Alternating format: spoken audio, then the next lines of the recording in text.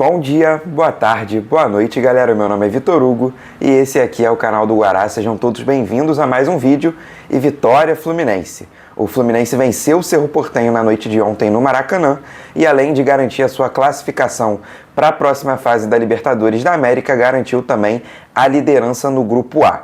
Por mais que o futebol dentro de campo não tenha sido tão convincente quanto a gente espera. E é sobre o jogo de ontem que a gente vai fazer a análise aqui no canal do Guará.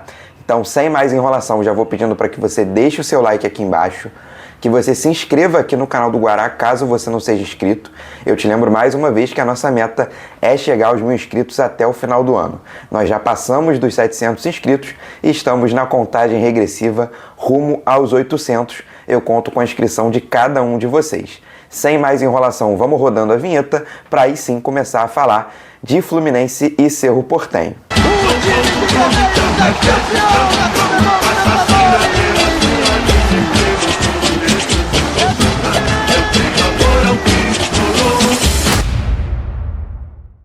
Eu falei no pré-jogo que o Fernando Diniz estava estudando e treinou duas escalações diferentes para enfrentar o time paraguaio na noite de ontem. Uma delas fazendo o arroz com feijão, com Felipe Andrade e Antônio Carlos na zaga, e a outra delas com o Martinelli como zagueiro. E essa foi a opção escolhida pelo Fernando Diniz para furar a retranca do Cerro Porteño no Maracanã. O Fluminense jogou com o Martinelli na zaga e o Antônio Carlos fazendo a dupla com o volante. O Guga foi o lateral direito até por falta de opção, porque foi constatada uma lesão no Marquinhos e ele acabou ficando de fora da partida na noite de ontem. O Fluminense se armou no meio-campo com Alexander, Lima e Paulo Henrique Ganso. A gente vai ver que, obviamente, dentro do estilo de jogo aposicional do Fernando Diniz, na verdade, dentro de campo e do posicionamento médio dos jogadores, não foi bem isso que aconteceu. Mas isso vai ficar um pouquinho mais pra frente no jogo. Enquanto isso, o time paraguaio veio num 4-4-2, muito bem compacto e muito bem aguerrido, para poder matar no meio de campo o toque de bola do Fluminense. Essa era a principal meta do Cerro Porteño. Não era um time que pressionava, ele tinha os dois atacantes fazendo a primeira linha de marcação, mas que nem sempre subiam para pressionar a defesa do Fluminense, e sim no meio de campo. Quando o Fluminense chegava com a bola no meio, uma linha de 4 jogadores atacava esse meio de campo para não permitir a distribuição de passes. Quando essa distribuição de passes acontecia, essa linha voltava, dava um passinho para trás e aí formavam as duas linhas de 4 na defesa, duas linhas de 4 bem compactas para não deixar o Fluminense atacar o Cerro Porteño. Isso foi até de uma forma efetiva, pero no mútil, porque o Germancano teve algumas possibilidades e oportunidades de aumentar o placar e acabou parando na qualidade do goleiro Jean. Foi um jogo de boa criação do Fluminense. Poderia sim ter sido melhor, mas no comparativo com as outras partidas do Fluminense no ano de 2024, não foi uma partida ruim. E logo no comecinho do jogo, o Marcelo me tira aquele coelho da cartola com o pé direito e faz um golaço para abrir o placar no Maracanã. O Marcelo, que vem me agradando muito, principalmente na parte física.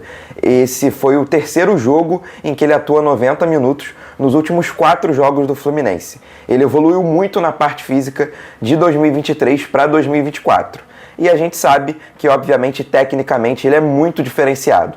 A bola, quando bate no pé dele, é para ser um perigo de gol, é para criar jogo, é para criar oportunidade para o Fluminense. E ontem não foi diferente. Ele teve um papel de reger o time no meio de campo, até porque o Fernando Diniz escolheu, dentro da sua formação tática, um Ganso que fez uma função de falso 9 e não aquele Ganso que vem reger o jogo, pensar o jogo, dar passes em profundidade e quebrar linhas. Essa missão ficou com o Marcelo no jogo de ontem. E o Marcelo, obviamente, a gente sabe que faz muito bem esse papel. Tem uma visão de jogo diferenciada e uma qualidade de técnica que nenhum jogador aqui no Brasil tem, além do Paulo Henrique Ganso. A gente é muito bem servido de cabeças pensantes no nosso time e isso é muito positivo, por mais que o Ganso, na posição de falso 9, tenha ficado muito apagado na partida. E muito apagado mesmo. O Fluminense começou bem a partida, começou pressionando o Cerro Porteño, abre o placar com o golaço do Marcelo e quando tudo parecia um mar de rosas, o Fluminense vai e me inventa de tomar um empate. Uma jogada que tem um erro do Alexander de desistir da jogada, uma jogada que é polêmica porque a gente sabe que aqui no futebol brasileiro o lance seria marcado falta com toda certeza no Alexander, por mais que eu concorde com o árbitro em não dar essa falta. É uma falta que a gente costuma pedir muito para que o jogo siga, para que a gente tenha mais tempo de bola rolando, e o jogador como o Alexander não pode desistir do lance depois de tomar um puxão ou um empurrão no meio de um enrosco, porque o Alexander simplesmente se enroscou com o Pires da Mota, que eu pedi para ficarem de olho na análise do pré-jogo, e o Pires da Mota dá um passe para o meio da área. O jogador do Cerro entra sozinho por conta de uma desatenção e falha na marcação do Guga, e só tem o trabalho de empurrar para as redes e empatar o jogo, causando assim uma confusão mental no Fluminense mais uma vez. Mais uma vez a gente vai ter que chegar aqui numa análise e falar do quão ruim mentalmente é esse Fluminense. Um Fluminense que toma um gol e mais uma vez desmonta emocionalmente dentro de campo. Volta a falhar e toma mais um gol, que dessa vez por centímetros foi anulado pelo árbitro de vídeo. O Fluminense poderia ir para o intervalo com um jogo bem complicado nas mãos depois de ter tomado a virada. No segundo tempo, eu via cada vez mais dificuldades para o Fluminense criar contra o Cerro Porteño, porque o time paraguaio voltou num 4-5-1, com uma linha de 4 jogadores e uma linha de 5, que dificilmente escapava, saía da formação e dava espaços para o Fluminense. Com isso, o Ganso começou a fazer muita falta para poder quebrar essas linhas no meio de campo. O Ganso, como falso 9, estava bem apagado, e o Germancano, que muitas vezes saía da função de centroavante para poder buscar jogo e tentar criar, o que a gente sabe que não é a do Cano, e ele não tem qualidade para fazer isso. Mas, enfim, quando tinha que aparecer, a nossa ave suprema, o nosso maestro e camisa 10, acabou aparecendo para poder sofrer a falta que ocasionou a expulsão do jogador do Cerro Porteño e, logo após a expulsão, para testar dentro da área, após um belíssimo cruzamento do Guga, e marcar o gol da vitória do Fluminense. Apareceu na hora certa e no momento certo que a gente precisava dele, por mais que tenha tido um jogo bem apagado, numa função que não me agrada. E espero que também não tenha agradado o Fernando Diniz, porque o Ganso é gênio e você mata muito da genialidade dele colocando ele com uma função de matador, com uma função onde ele não tem tantas opções para quebrar linhas e para dar passes de qualidade. O Fluminense, que depois que fez o seu segundo gol, começou a mostrar muito dos seus problemas defensivos repetidos. Um Fluminense que, com superioridade numérica dentro de campo, deveria ter mais a posse de bola, deveria pressionar o Cerro Porteño, e fez justamente o contrário. Foi muito mais pressionado do que deveria dentro da partida e sofreu algumas ameaças bem constantes de acabar saindo com um empate com um gosto amarguíssimo, por mais que garantisse a nossa classificação na noite de ontem. Um Fluminense que, como eu disse, sofreu muito mais pressão do que deveria ter sofrido com superioridade dentro de campo. Um Fluminense que, quando tinha posse de bola, ao invés de controlar ela, de tentar abrir espaços com passes, porque o Cerro Porteño ia acabar falhando em algum momento na marcação, porque tinha menos um jogador, fez justamente o contrário. Quando tinha a bola, tentava rifar, foi afobado, tentava jogadas com velocidade e todas elas não surtiram nenhum efeito. O Cerro Porteño esteve muito mais perto de um empate do que o Fluminense de aumentar o placar para 3-1, enquanto tinha menos um jogador. E muitas dessas críticas e erros que eu acabei de citar nesse segundo tempo vêm dos pés do Felipe Andrade, que entra muito mal e desconexo do jogo. Estava extremamente afobado e quase todas as bolas que saíram dos seus pés foram passes errados e precipitados e lançamentos ruins e mal feitos. Não gostei da entrada do Felipe Andrade. E o Antônio Carlos é o total inverso. Eu não entendi o porquê das vaias da torcida para o Antônio Carlos, que sim, ele não passa nenhuma segurança, mas ontem fez mais um bom jogo. Desde o jogo contra o São Paulo, o Antônio Carlos faz uma boa exibição e, para mim, é um dos melhores jogadores do Fluminense dentro de campo na noite de ontem. Eu gostei do Antônio Carlos, que, se continuar mostrando esse futebol, não tem bola para ser titular do Fluminense e de nenhum time que queira disputar algum título ao longo da temporada, mas tem bola para ser um reserva útil, se continuar mostrando exibições como a de ontem. Antes da gente sair dos campos, eu não posso deixar de falar sobre a fusão entre arquibancada e campo do Fluminense. O quanto que a gente é forte jogando nos nossos domínios e no Maracanã numa noite de Copa Libertadores, quando a torcida tá do jeito que estava na noite de ontem, com a pretensão de apoiar os 90 minutos, de fazer festa e fazer barulho. Parabéns aos mais de 40 mil tricolores que tiveram no Maracanã na noite de ontem e que empurraram o time com os pulmões.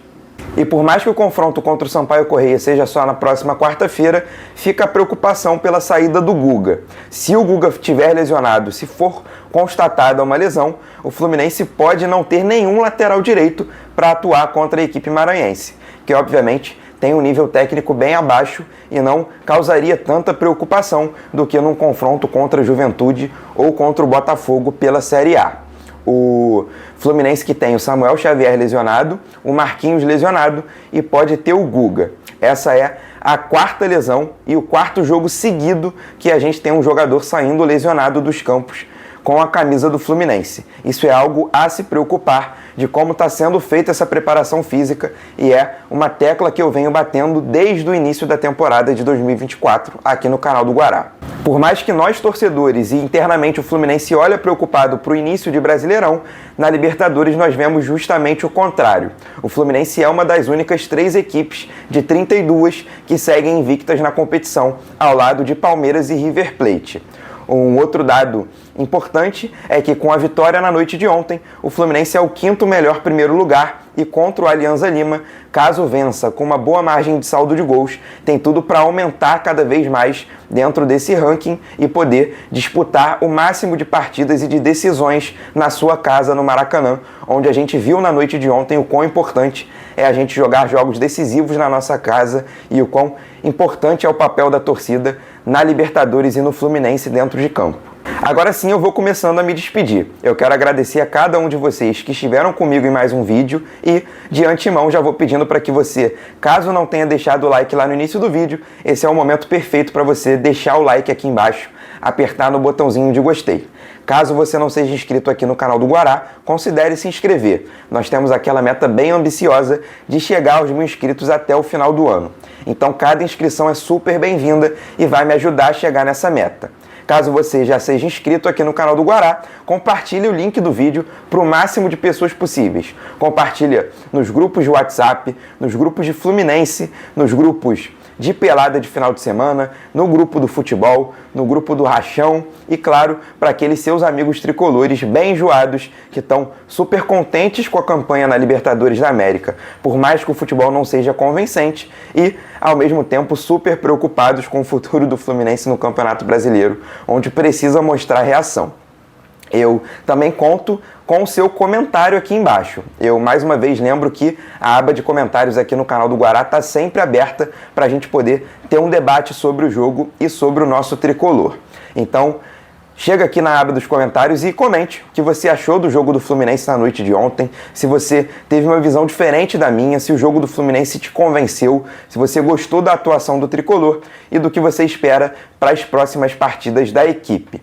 Eu lembro que a gente tem um encontro marcado lá no pré-jogo contra o Sampaio Corrêa, mas antes, na próxima segunda-feira, vai sair um vídeo super especial de um dossiê sobre tudo o que você precisa saber sobre a passagem do Thiago Silva pela Europa e como chega o Thiago Silva para vestir a camisa do Fluminense. Vocês não perdem por esperar de um vídeo bem legal que está me tomando muito tempo de pesquisa para trazer um conteúdo bem completo para vocês. Então, aguardo vocês na próxima segunda. Um abraço e até a próxima.